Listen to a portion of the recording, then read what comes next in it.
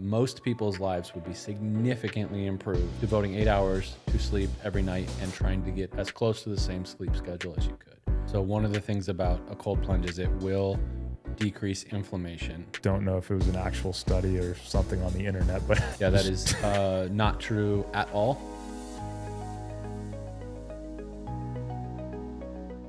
Two caveats before we dive into this conversation. The first is very, very few really high performers are optimizing anything. For example, work with a couple of pro hockey players. Let's just a day, like they'll probably wake up, depending on the travel schedule, let's just say it's a home schedule just for the sake of the argument. Probably wake up at about 8 a.m. for morning skate. They then go eat, all the body work they need to do, whether it's seeing the trainer, getting a massage, doing whatever. Some of them have a yoga routine, whatever. It's basically just like, what do I got to do? Take care of my body today. Then they're going to have usually a video session, something in the afternoon where they're meeting with the team. They're talking about the game, doing whatever. Okay. Then there's usually another meal. They're probably then in the locker room playing cards or video games for a little bit because it's too far to go home, or not enough time to go home and come back. Then they do, warm up, whatever. Then you then play your game, which you're just getting wrecked during that game. Even if you're a third liner, like playing 5 minutes of an NHL hockey game is just a full-on beatdown. Then they have their post-game, usually like interviews and all that stuff. Then they work out. And then they go home and they're still so jacked up from the day, they're probably not falling asleep till 3 or 4 in the morning, right? So in this scenario, eating schedule is not totally optimized. Body care, certainly not optimized. Workout, not optimized. Sleep, not optimized. So as much as I think the word optimization is a bit of a buzzword now, optimization is not required for high performance, nor are most high performers optimizing most things, okay? There are some examples where you might see that. For example, equipment is really easy to optimize, but in terms of like what we're getting from ourselves in these scenarios, it's not always the case. So, and with that, the other caveat that I would add is seeing really, really high performers, it would be a misconception or a myth to think that they all have really high performing habits or that they are not performing well in spite of a few things that are perhaps self-imposed and getting in their own way, right? Many people who are really high performers do indeed experience some significant anxiety, sometimes some depression. They don't all have the best. Like I've been to the Olympics and been in the athlete village before. I promise you they're not all eating super clean. Most of them are not sleeping as well as they could. Some of them are probably drinking and not eating the ways they could. So many high performers are, not all of them are. So I'll just put that as a bit of a caveat to our conversation. Having said that, what I would say about the highest performers and the most consistent performers that I've seen, one of the things, the common threads between them, there are a couple, and I'll speak more from the psychological standpoint because that's more my expertise than anything else. The first is they have a habit of being present a lot more than not. It's not that they don't ever think about the past, because if you don't, it's very difficult to learn. It's not that they don't ever think about the future, because if you're not planning for the future and deciding what future you want to move toward, it's very difficult to actually do that. But they have a tendency that when it's time to be present or most valuable to be present, they know how to do it, and they're not leaving it up to chance that hopefully I'm present at the time when I need to be present. Most of them are pretty good about taking care of their body. They are listening to, for example, on the PJ Tour and LPJ Tour, I would say the highest performers are not the people that are hitting the most amount of golf balls. They're the people who are hitting the amount of golf balls that is best for them that day, which might mean none at all some days and might mean just a couple. There might be days when it's quite a bit, but they're very picky and choosy about where they put their focus, their time, their energy. And then another common thread is that the highest performers, don't get me wrong, they want to win.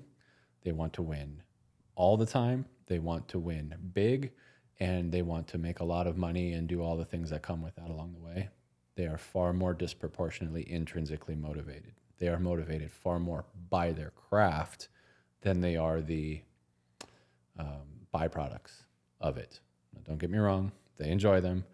But those that I would say are the highest performing, the thing itself is the primary motivator for them, not all the extra stuff that comes with it. Because again, those things won't carry you through the times that are really hard, and they won't even carry you through the times that are really good, not for very long. So those would be some of the common threads that I've noticed for sure. And for those who didn't listen to our goal setting episode, we go pretty deep into intrinsic and extrinsic motivation and the importance of setting goals that you're intrinsically motivated by, or just the likelihood that you're going to achieve those over a long span of time. So we won't go too in depth on this episode, but make sure to go back and listen to that one if you have not already. And on the flip side, I'm sure you've worked with a number of people or witnessed a lot of people who are maybe full of potential, whether it was in the business world or in the sports world or music world, who had loads of potential and talent, but did not live up to that. And what do you see on the flip side? A little bit of, you might say, kind of a mirror opposite. So first of all, I would say that which we might talk about here in a bit or in another episode, that what's really, really predictive of people's trajectory of their growth is whether they have a fixed or a growth mindset. That's a really strong predictor. And with those tend to come a variety of different behaviors and habits that tend to facilitate performance or perhaps start to limit it. We can get into that in another episode. But I would say people who have a lot of ability but have a really difficult time tapping into it, one of the common threads is they use outcomes to determine how confident they need to be. Like, if I make this sale, then I'll feel confident that I can make another sale. Or if I have a good score in this round, then I'll feel like I can play well enough in another. And what starts to happen is they start to become dependent upon outcomes. And the limitation to this is we can't control outcomes. By definition, outcomes exist in the past and the future, not the present. So once even an outcome that has just happened, by definition, as soon as it happens, it's over, right? So we don't have control of them. They are not in the present. And what happens is if I need them in order to feel confident, my threshold for confidence gets lower, because it used to be, well, all I had to do is hit one good golf shot or have one good sale. Well, now I need two, and now I need three. So here again, we see this shelf life and the building tolerance to these that starts to make my confidence less stable as it goes on. So if your primary means of being confident is produce outcomes or past success, that tends to be a very fragile model at the top levels of sport, where if you're not playing with confidence more consistently, you're cutting off access to your own ability. It's another way of saying anxiety for many people. And then what we're seeing now too, there's just a mountain of research that shows that if you're not sleeping enough, consistently enough, your brain and body just do not have the capacity to be able to keep up with people who are. Mm-hmm. And we'll dive into that more on the growth mindset episode, as well as stable confidence versus unstable confidence, which it seems like unstable is when you're reliant on outcomes and external factors and what you've done, where stable confidence, you can be more in the moment and is much more effective. Internally driven. Driven. Okay. Speaking of, I want to run down a list of about 7, you can call them habits, or the things that people can do to optimize or maximize performance. You brought up sleep. What's your take on it? How important is it? Yeah, it's not my take. I can just tell you what the research tells us, that essentially anything less than 7 hours of sleep a night is by definition sleep deprivation. As I mentioned in the previous episode, everything about us, physically, psychologically, emotionally, neurologically, our immune system, our nervous system, our hormone release, all of those are regulated during our sleep. So if we are not sleeping enough, think about us human beings. We're kind of like batteries. We have, like a battery, we have a recycle rate or a refresh rate. That is by definition the amount of time it takes for us after sleeping to diminish our focus and energy to the point of deficiencies. And for us as human beings, it's somewhere between 12 and 16 hours, which means we need 8 hours of sleep. Like, we could do a whole episode on sleep. The research around it and how it impacts our mental health, our physical health, our performance, our focus, our immune health, our ability to battle things like cancer, it's indisputable. And the hard part right now is that culturally we tend to have this attitude of like, I'll sleep when I die, or I like to burn the candle at both ends, or, sleep is for the weak. And the bottom line is the research shows the exact opposite. For example, if I sleep deprived you for a full day, like just you pull an all-nighter, you would be far better off being well beyond the legal limit of intoxication doing your job than you would be if you were sleep deprived. And the idea that we can operate on low sleep is a process that sleep scientists call baseline resetting, where we just get used to operating on less than optimal sleep levels, optimal again, or near optimal. And even though we think we're doing okay relative to what we could be, we are not. And for those of you who are like, oh, no, I can do just fine on less than a full night's sleep, a full night being 8 hours devoted to sleep. If you took the number of people in the world who can operate on less than 7 hours of sleep without deficiency, and you rounded it to the nearest whole number and expressed it as a percent, that number is 0. So there's essentially a genetic anomaly that allows some people to operate on less than 8 hours of sleep, and it's by definition 0% of people. One thing I did want to ask you, and I don't know if it was an actual study or something on the internet, but I saw it where it was like, what's important is you get 7 or 8 hours, an average of 7 or 8 hours of sleep over a week. It doesn't matter if you get 15 one night and 3 the next. Okay. Yeah, that is not true at all. In fact, there's a thing that most people that I know, I was particularly familiar with this when I was younger. We call this either localized or social jet lag, which is I sleep this sleep schedule Sunday night through Thursday, but then Friday through Sunday or Thursday through whatever, I sleep a different one. The more you are shifting your sleep schedule is another way of saying shifting your circadian rhythm, which is your internal sleep and wake clock. The more you shift it, the worse your sleep is going to be. The less depth of sleep you get, and the deeper our sleep is, the more recovery we get, and the more you're disrupting your ability to get the full amount. The bottom line is if most people's lives would be significantly improved devoting 8 hours of sleep, devoting 8 hours to sleep every night and trying to get as close to the same sleep schedule as you could.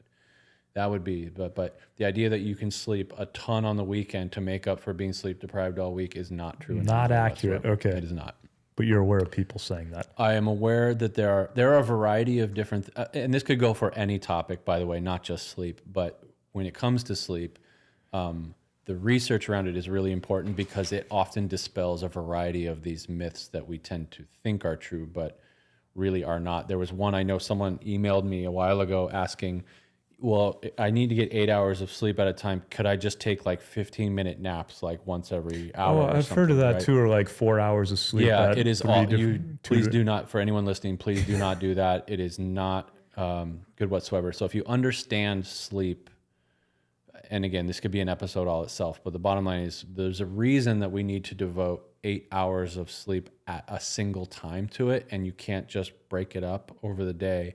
And that's because we sleep in cycles of varying depths. And if you're only sleeping 15 minutes at a time, it is not enough time to get into both the full range of sleep for an extended period of time. Now, that's not to say that taking a nap every now and then isn't helpful. There's a bunch of research that says that it is.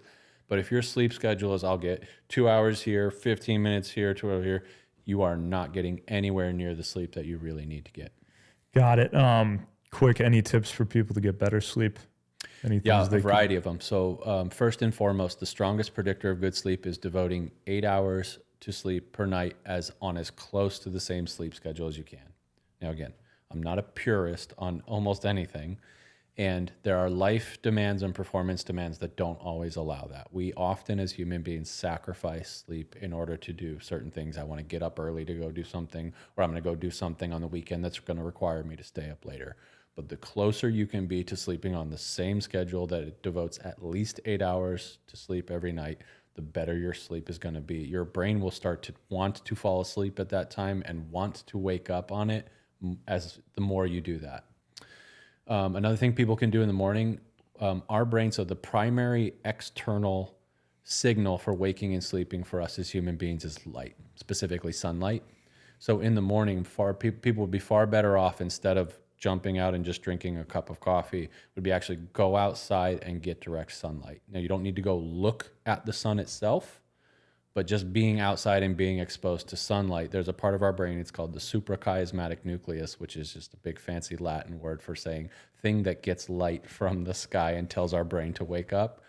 That thing, when it gets exposed to light through our eyes, essentially it starts our waking, and it also helps to time sleep. So it goes, oh, we're awake now, the light. So it goes, now we're going to be awake, and in this many hours, we need to start getting ready to sleep. So it times our sleep clock. Similarly, in the evening, so if you were going to be around like sunset, so we call this low sky sunlight. If you go out, like perhaps you can go walk your dog or do something, just go outside for 5 to 10 minutes as the sun is setting. It starts to almost like double check our sleep clock, and it also makes our eyes less sensitive to light for the rest of the evening, which pushes us toward sleep. Interesting.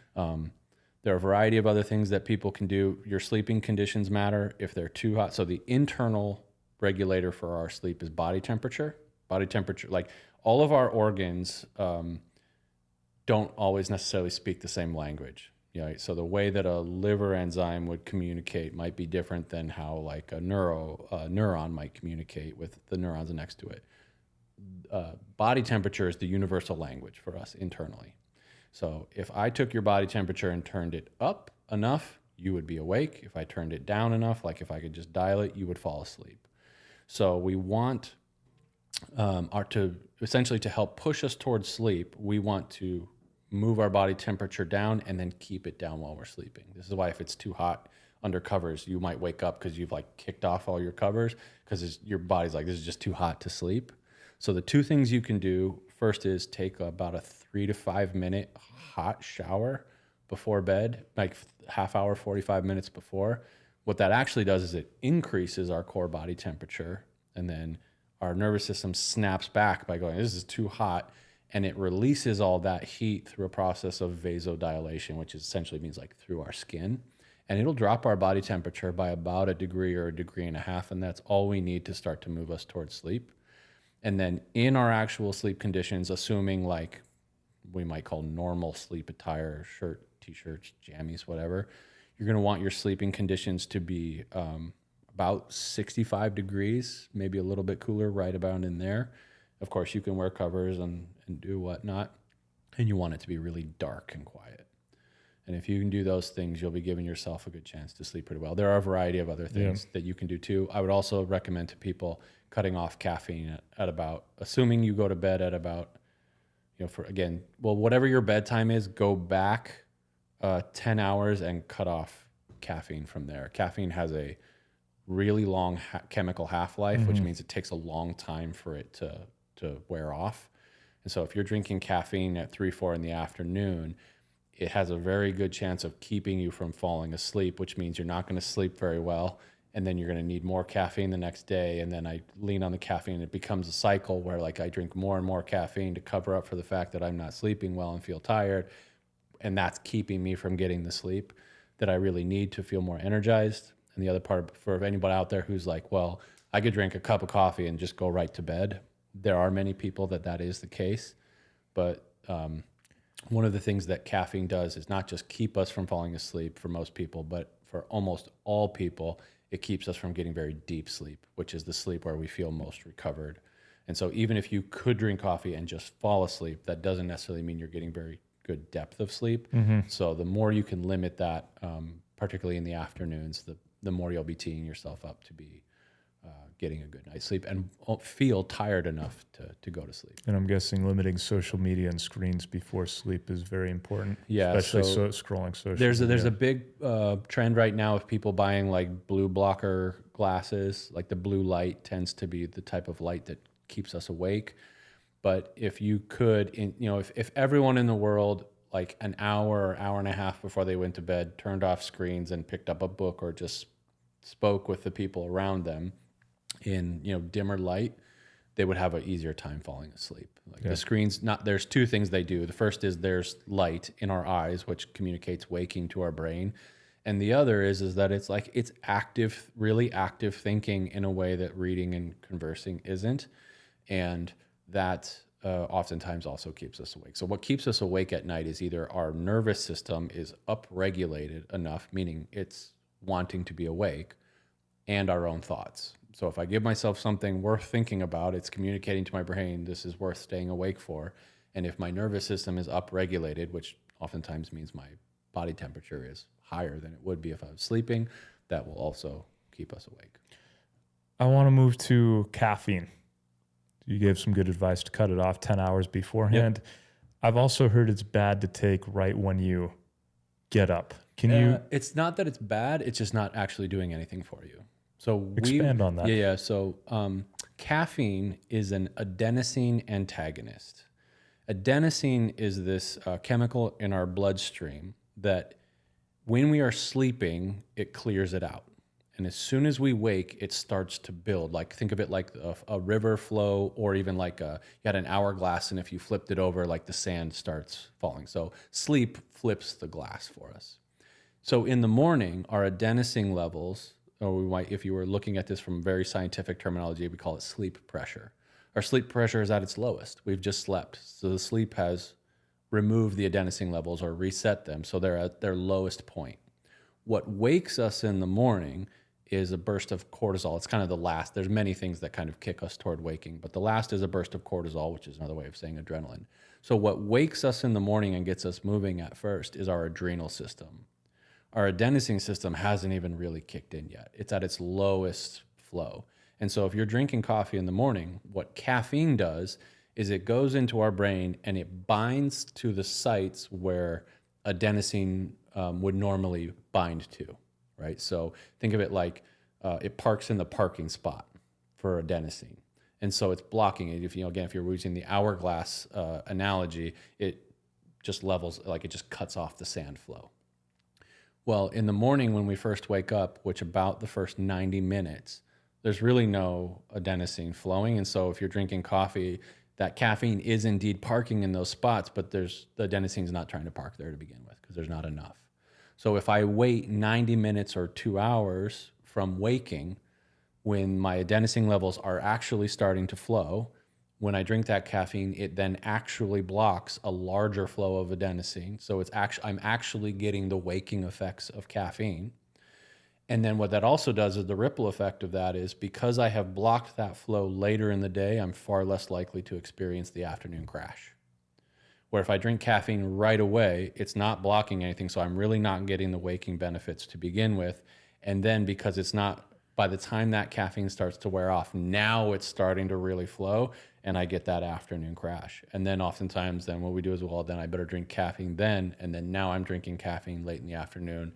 That is then probably disrupting my ability to go to sleep later on. Question, what if you work out really early in the morning? Like you get up and you're at the gym a half hour after you're awake. Or should you ideally wait a little longer to go to the gym? Like whether you're working out or whether you're just sitting around, your adenosine's at its lowest level. So if you pound a bunch of pre-workout, if you drank a bunch of caffeine right before you worked out, if it's within the first 90 minutes of waking, if you felt any waking effects, it'd be more a placebo effect than anything else. Interesting. Okay. Yeah. You'd be far better off just working out. So exercise increases core body temperature and promotes waking for us. So, even my morning routine is essentially like the dog goes out, dog gets fed, I do my mindfulness routine, then I go straight to working out. I come back, I tend to I got some emails and stuff before I have sessions and meetings start for the day. And then I have a cup of coffee every day, usually right about 2 hours after I wake up. And after the workout. After the workout. It does feel really good after the workout. It's actually doing something for you after your workout. Okay, that would make sense. Thank you for explaining this to me after 35 years caffeine of is not one of really those knowing. things. So caffeine is the second most traded commodity in the world behind oil, but one of the least understood about how it works for people. And if you understand how it works, you can get more out of it. I even had a friend who, they asked me about it, not that I'm bragging, but I was like, well, this is how adenosine works and your sleep works. And over a year, she spent like many hundreds of dollars less on Starbucks because the one that she was buying didn't have to turn into 3 for the day. So That makes sense. Speaking of ways to wake up, I want to touch on cold plunging. Yep. It's something that I reluctantly tried in May going into Lake Michigan and then got hooked on it because I felt great afterwards. Yep. Can you, and now my morning routine is basically stumble out of bed straight into a cold shower for like a minute or two and then go work out, opposed to pumping a bunch of caffeine in my system, which I've done for years right when I wake up, but I won't be doing anymore. Can you touch on cold exposure? Yeah, there's a bunch of research around it now. It started off pretty small, but the sample sizes and the studies are confirming what the early study showed, even though they were smaller samples. But essentially what it is, so again, our dopaminergic system works like a scale between pleasure and pain. When we just go straight to pleasure, we get a longer, deeper snapback of pain, which is why like scrolling through social media in the morning, first thing as you wake up, tends to make people feel kind of crappy throughout the day. Cold exposure to us is painful. Like it doesn't feel very good. Some people learn to kind of like it, but ultimately like it doesn't feel great for us. So it tips our nervous system scale, our dopaminergic scale toward pain first. So when we sit in it, and again, you don't need to get it to the point that you're frostbitten or anything like that. But if you're sitting in uncomfortably cold water, and it doesn't have to be water, but that's one of the more easy ones to get access to because it's either a shower or a cold. Cold plunges are becoming very popular these days, ice bath, whatever. So two things happen. One, it tips our scale toward pain first. Then we get this longer, deeper snapback, again, because that's how our nervous system is designed, which produces for us these kind of longer and spiked levels of norepinephrine, which is just adrenaline, and dopamine, which is just another way of saying energy and focus throughout the day. And that's why if you did a cold plunge for 3 minutes, it will suck while you're in it, but you will feel better afterward. It's the same process of how it works for exercise, except it's just it's a more of a shock to our nervous system than perhaps a long time on a treadmill. You could do it by doing 30 minutes on a treadmill, or you could do it in 2 or 3 minutes. You can do both, and many people do both. Yeah. I know I do, but it's a really safe and healthy and more effective means of waking, because the second thing it does is it pushes our core temperature down, so our nervous system snaps back by increasing it. Increasing temperature is just another way of saying more waking. Regarding cold plunging, I'd say the effects of that last much longer for me than exercising. If I do a good one, I actually like go in the Lake Michigan when it's 55 degrees in there. It's cold. you get quite the kickback. Yeah, and for the people wondering like how much time, or how the research basically shows that it's a total of 11 minutes a week. Mm-hmm. So that you could do all at once, or you could space it out into smaller amounts. I usually do 3 to 4 per week, so I don't do it every single day. And then the other caveat with that, for those who are working out, you're going to want to do that before you work out, not after. So one of the things about a cold plunge is it will decrease inflammation, which sounds really good, but you have to keep in mind our inflammation process response is what helps our muscles and tissues heal and grow.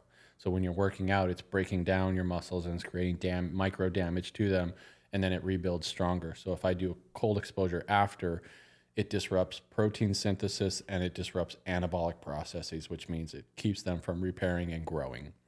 And so if you're going to do your cold exposure, you want to keep it before your workouts, not after, particularly for those who are trying to build muscular strength. It feels good before a workout. You just kind of, I feel like I breathe better and I move better. Well, and that dose of norepinephrine and dopamine is going to make your workout feel better. So, I mean, when I have my hardest workouts, I am 100% doing a cold shower before I go do them.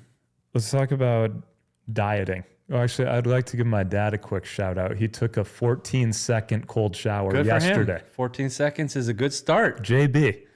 First time in there. So I want to talk about diet. There's a million diets out there. What do you advise as far as like eating clean goes to people? Yeah, this one's a little bit beyond my scope, so I'll give some basics, and it's different for everyone. And again, I'm not a purist, and the research that I have read around our caloric intake and whatnot is pretty straightforward in terms of the general parameters. Now, it can look a little bit different for different people, but the bottom line is staying away from fried foods, processed foods, really sugary foods, like kind of all the basics. Like those things for us, not only are they empty calories, but they increase ongoing inflammation. Right? We do want an inflammation response, but not ongoing, because that essentially what it does is it stretches the vasculature in our body, and without it being able to not be stressed for a while and recover, is essentially the formula for like cardiorespiratory disease, right? So fruits and veggies, lean meats, and making sure that you are not overeating portions, again, depending on what it is you're trying to do. So again, I'm trying to paint with a broad brush here, but a lot of people overeat portions here in the United States. Yeah, we have a tendency to do that. My wife and I went out to eat a little while ago, and we have actually moved toward a policy of we order an appetizer and then we share an entree. Bree and I do that. Yeah. Yeah. Because we used to get an appetizer and then our own entrees, and like there'd either be too much food to finish, or we'd finish it and I'd be like, I grossly overeat. I can't move. Right.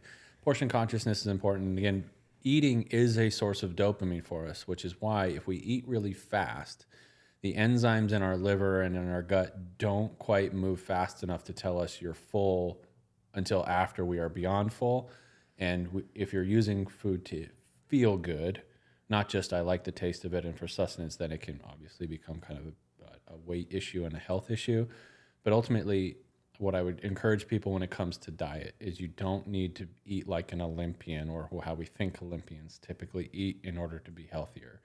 If you improve, like our sleep, if you improve by 20%, 30%, 50%, that compounds over time in a really significant way. So let's say you're like, well, I'm really hungry, but you can cut your portions down by a third consistently. That makes a huge difference. You know, like the analogy that we used to use in grad school when we were talking about adherence to diet was like, imagine you have somebody who eats a cookie a day. Well, it doesn't seem like a lot, but then if you're like, well, what if that person ate half a cookie a day? You're talking like the difference between like 300 and more cookies versus 100, and like that's a lot, right? And then you think about how much we typically eat; it's way more. So it depends on what you're doing. You know, not everybody's trying to cut calories or watch their weight. But for eating, again, the basic guidelines are the ones that tend to take control. And then now we oftentimes have people who have different food allergies and stuff. So it might be important for people to talk to somebody who's more informed than I am, like a nutritionist or a dietitian or something like that. Mm-hmm.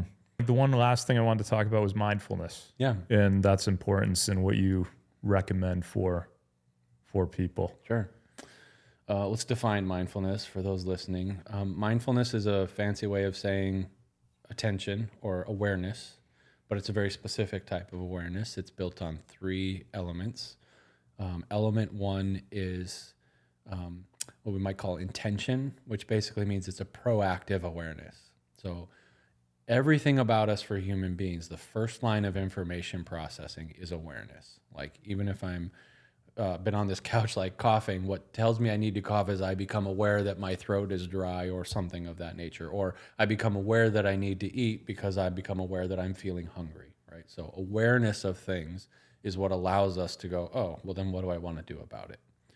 Now certainly a lot of our reactive awareness is really valuable, but if you're trying to thrive, having a more proactive awareness where you can be aware of something before something might play out, or as it's playing out, would certainly be more valuable than after. So intention is the first pillar. So the second pillar is acceptance. Acceptance in this case means I can feel something, I can think something, I can be aware of it as it is without me needing to change it to something else.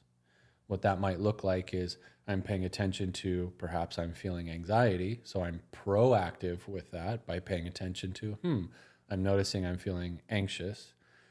The acceptance part is like, okay, I'm feeling anxious. I don't need to try to jump out of this feeling. I don't need to try to turn it off, or I need to fix it. Like I can just be anxious, right?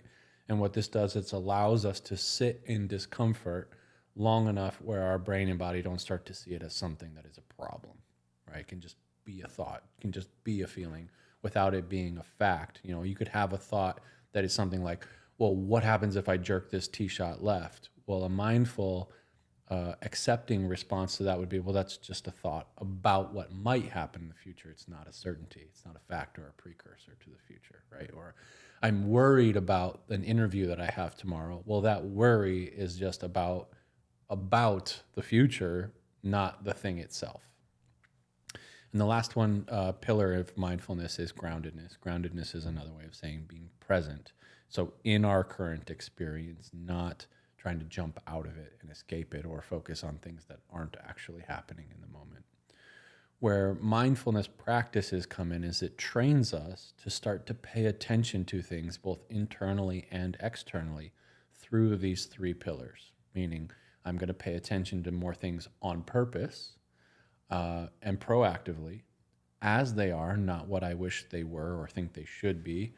And I'm not necessarily going to treat my thoughts and feelings as facts simply because they exist, in which case then I'm not being dragged around by them simply because they exist.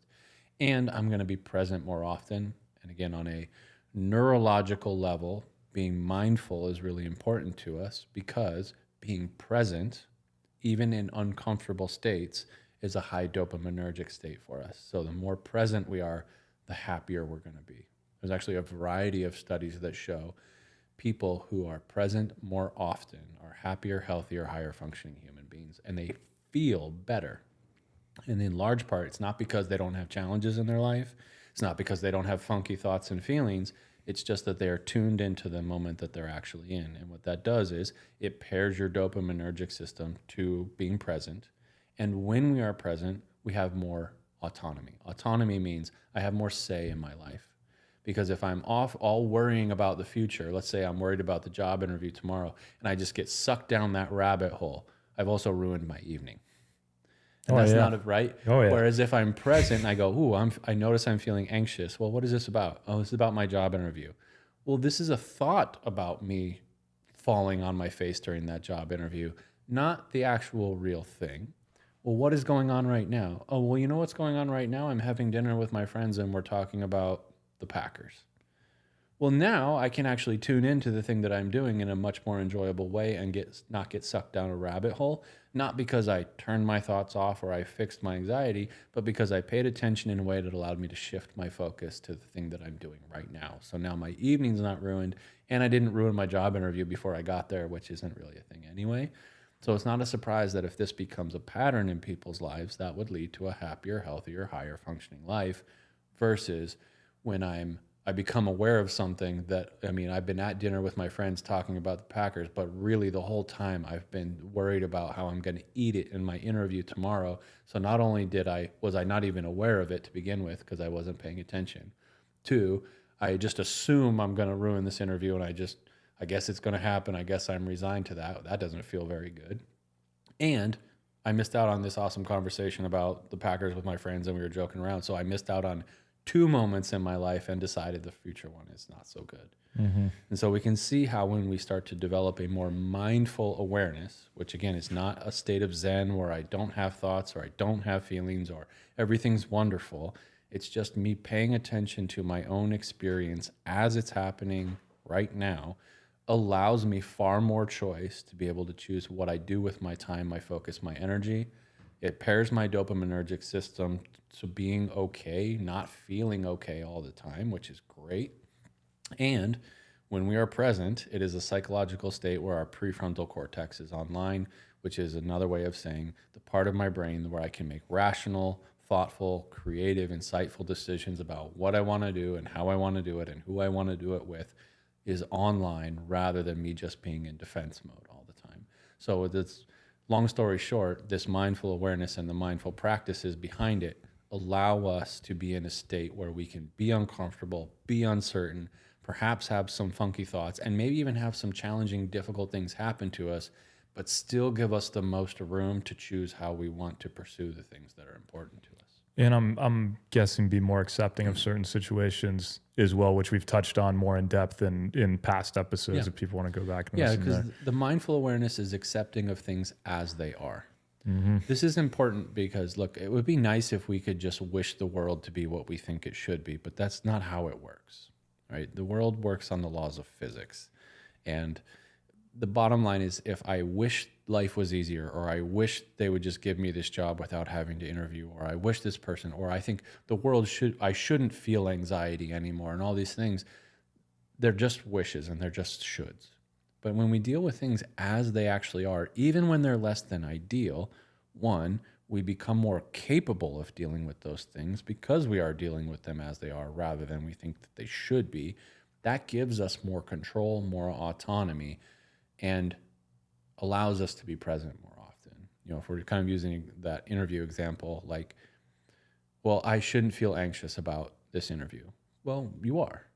And so if I tell myself I shouldn't, which, by the way, if I told you you're feeling anxious about a job interview tomorrow, you shouldn't be feeling anxious. Do you feel better or worse? Worse. Worse. So I've now made myself feel worse. When But if I said, oh, you are feeling pretty anxious, like, I can see how you would feel that. What is that anxiety about? Now you're dealing with the anxiety at the source, which is you're projecting a future that you are seeing play out in an awful way, even though it hasn't actually happened yet.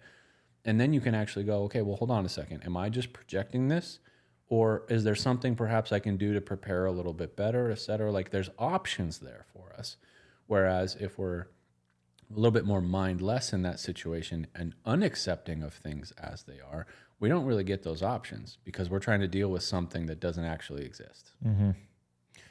Raymond, how can people get started with mindfulness meditation? What are some ways you recommend? Do people need to be doing this for a full hour? Is a few minutes a day effective? Gosh, what do you?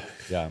The vast majority of research shows that the minimum dosage is about 6 minutes. Maximum dosage is about 20 per day. Per day. So whereas a cold exposure would be 11 minutes per week. This is a little more that we want to be going after, and a little more consistently to be effective. Okay. A little bit more structured in terms of the amount of minutes and how frequently. So what I would recommend to people is just start with, like, 6 minutes is the minimum dosage, but you can work up to that. And it can be difficult for people. Like, let's say you have a mindful practice where you're just sitting with your thoughts without trying to do anything with them. So I'm just going to observe my inner experience, meaning my thoughts and feelings, and do nothing with them, and just allow them to be. I don't need to solve them. I don't need to problem solve anything. I don't need to figure anything out. I don't need to turn my thoughts or feelings off. I'm just going to sit with them for 5 minutes. But you can only do 2 right now. Do 2. Work your way up to 6. The other thing you can do is there's a ton of different options now as mindfulness becomes more popular, where you can get something like a guided meditation script or guided mindfulness practice on basically any YouTube, Spotify, iTunes, Netflix. I think there's a ton.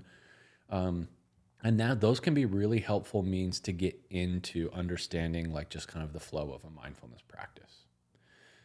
At some point, though, I would recommend to everybody, and again, this is not my personal opinion, but what the research shows is at a certain point, you want to get off of the guided meditations and start guiding your own. Interesting. Right. So if I have somebody else guiding me as my focus to my breath, although that can be helpful for me to figure it out, I need to be able to do that in the situations that are most meaningful to me. I can't be following somebody else's voice. So if we're using a golf analogy, think of it, those practices, or like the analogy I use with a lot of people is like, they're kind of like the floaties when you're going swimming. Floaties are great when you're getting ready to go start swimming and you kind of learn, like, oh, this is what the water's like. But if you really want to figure out how to swim, like, you got to take the floaties off, you know?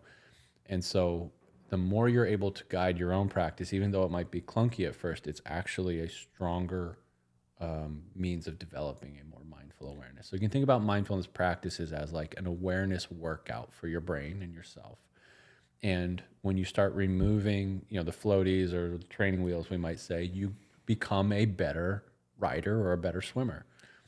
How do you guide yourself? Do you recommend people just sit in silence and pay attention to their thoughts or focus on their breath and just note what's happening or how, and kind of bring it back to the breath when they catch their brain wandering in a complete rabbit hole? Like, what does a self-guided mindfulness practice look like? Yeah, self-guided mindfulness practice looks just like the ones that are guided, except you're the one guiding it for yourself.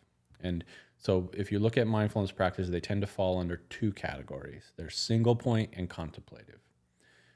Contemplative is Another way of saying I'm just paying attention to what I'm thinking, to what I'm feeling, or my direct, immediate experience, but just not doing anything with it.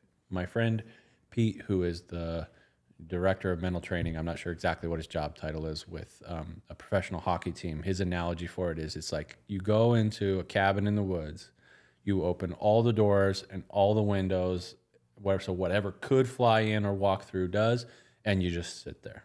So if a bear walks in the front door, great. If it's just a bunch of squirrels scurrying around, also great. And you're just learning to sit with whatever thoughts and feelings you have without needing to do anything with them. So essentially, you're just treating them as thoughts and feelings only, not as facts, not as things you have to problem solve or figure out, and certainly not as precursors to the future simply because they exist, right? So it would be a basic contemplative practice. A single point practice would be you are bringing your focus to a single point. And the most common and the most historic for about 2,600 years now is what we would call a breath-centered mindfulness practice. Your breath in this case is the single point for your focus. And what that practice looks like is a bit of a three-step kind of flow. The first step is you are paying attention to where you physically experience your breath. So you're not just breathing for the sake of breathing, which is something we're doing all the time. You're actually paying attention to where you physically experience your breath. So when our brain and our mind moves away from the present moment or it flies, us trying to move thoughts with thoughts is often not super effective for us. When our thoughts are kind of flying all over, it's far more advantageous for us to come back to the body, which is why a physical, tangible, like if I told you, how do you know you're present right now? You could like, well, I'm touching this thing or I'm feeling this, far more than some, metaphysical or philosophical, well, I know I'm here in this moment because what other moment could I be in, and et cetera type of thing, right?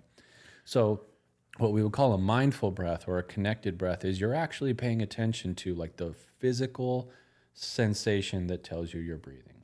Many people say it's the feeling of air coming in their nose and out their mouth, the rise and fall of their abdomen or their chest. Swimmers often tell me they can hear their breath when they're swimming or in the pool because, they've got earplugs in and obviously the water amplifies that sound. And so it's not just breathing, and you're not breathing for the trying to relax or to calm down. You're paying attention to how you physically experience your breath. That would be kind of the first part of the flow. The second part of the flow is inevitably in your practice. Let's say you have a 6-minute breath-centered practice.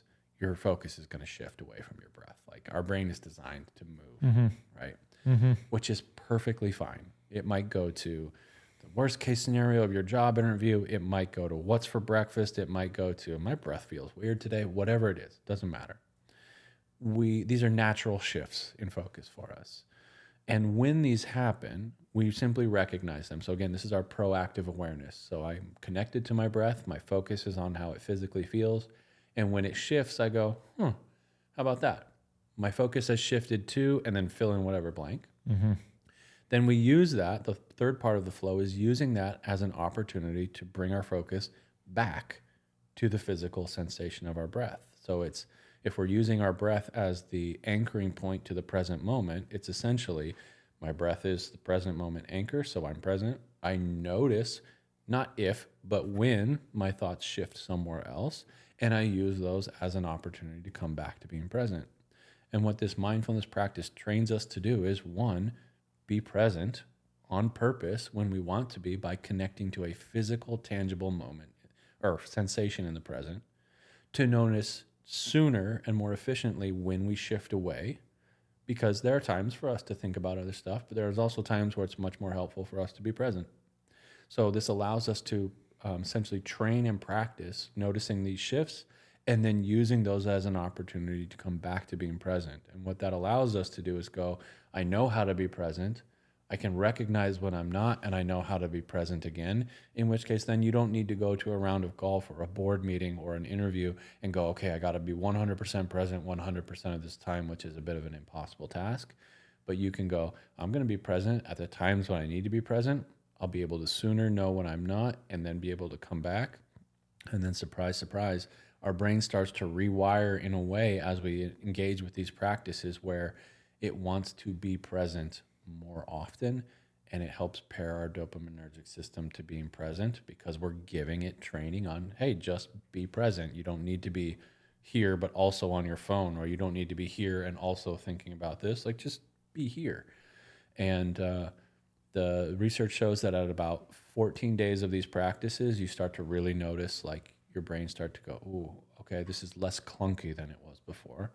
And at about 30 to 45 days, your brain is starting to rewire and you start to crave being present. The practice starts to become really enjoyable. And for people who make it part of their lifestyle, most of the research shows that, like, and this wouldn't be surprising if you make something part of your lifestyle, that it has a ripple effect of benefits. Most research shows that there's people who practice mindfulness regularly are happier, healthier, higher functioning. They have better relationships. They're more open-minded. They get sick less often. They are higher earners in terms of income. Like, all of these things, they have lower rates of anxiety, lower rates of depression, higher life satisfaction. They tend to be better romantic partners, better friends. Like, there's just an ongoing list of benefits to it. So it's a very long-winded way of breaking down like a couple of simple practices, but a simple Google or a simple Spotify search of mindfulness practices will bring up a ton. I would always recommend to somebody who's just getting started on it, just find one that just kind of resonates with you or you like, even if it's just a couple of minutes. Start with something guided so that you can kind of get a feel for it. And then once you kind of go, like, I think I could run myself through that, start doing that. Mm-hmm. It's like any of the things we talked about on this episode. If you just start and you kind of evolve and stick to it over time, you're going to see ripple effects in all sorts of areas of your life. And you've just got to kind of stick with it as it gets kind of difficult. Although this thing with mindfulness is many people find it clunky at first, but that's not the majority of people. Most people go, oh man, that felt really great not to have to think about 1,000 things. Yeah. Or if I did, it was no big deal. Yeah, and I would say even when it does feel clunky or your mind wanders a lot more than you would like it to, mm-hmm. you still feel better than you did when you start, when because you have your eyes closed and kind of shut that off for 10 minutes. And because it's okay for it to wander. Right. So the misconception that would be mindfulness practices are these like no thinking, no feeling. They are free thinking and free feeling, which if I told sometimes you have great ideas during it too. I told most contemplative practices that athletes tell me when they're like, man, I had this great idea about this, or I found a real sense of clarity about this, it's oftentimes because they were just letting their thoughts trail somewhere without going, oh shit, don't think about that, or you got to be thinking about this instead. And so it is, or without checking Instagram every 3 minutes, or without distracting yourself. Right. Like, the long and the short of it is a lot of the things we've talked about are distractions, whether it's scrolling through something, trying to figure out what the job interview is going to do tomorrow that's not even here yet, and all of these things. And being distracted is a low dopaminergic state for us. Like, if you got back to, we asked a question a couple episodes ago, like, why do we feel such anxiety? Dude, we are distracted a lot. And being distracted by the future that hasn't happened yet, not planning for it, but worrying about it, doesn't feel very good for us. And we do that a lot. And what our mindfulness practice is like, look, you got thoughts about the future, but like, how about be now? And then, oh, you had another thought about the future? How about be now? And the more you do that, you kind of go, oh, well, how about be now? And then when we're now, we have choice, we have options, we have more engagement in more meaningful and effective ways with the challenges and the adversity we face, but also the things that are more important to us. And we can more freely pursue the things that are important to us. And that feels way better than the alternative.